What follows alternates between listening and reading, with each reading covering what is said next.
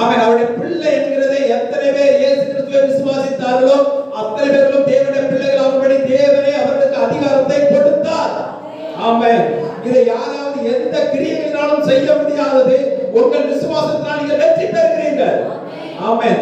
தேவனிடத்தில் அன்றைக்கு எவ்வளவோ போராடி ஜெயம் பெற முடியாத ஜனங்கள் ஒரு குருடன் இயேசுவை விசுவாசித்து சுகம் பெறுகிறார். பெரும்பாடுள்ள ஸ்திரீ, ஒரு ஸ்திரீ தன் ஆஸ்தியெல்லாம் அழித்து போட்டு தன் வேதனை மிகுதினால வேற வழியே இல்லை என்று இயேசுவை தொட்டவுடனே அவர் சுகம் பெறுகிறார். அவருடைய விசுவாசத்தினாலே அவருக்கு விடுதலை உண்டாயிற்று. அதே போலதான் இன்றைக்கு இந்த புதிய பிரமாணத்துல தேவன் சொல்கிறார், விசுவாசிக்கிறவனுக்கு எல்லாம் கூடும் என்று சொல்லப்பட்டிருக்கிறது. விசுவாசிக்கிறவனுக்கு கூடாதது ஒன்றுமே இல்லை என்று சொல்லப்பட்டிருக்கிறது. அல்லேலூயா. என்ன விசுவாசம்? எப்படிப்பட்ட விசுவாசம்?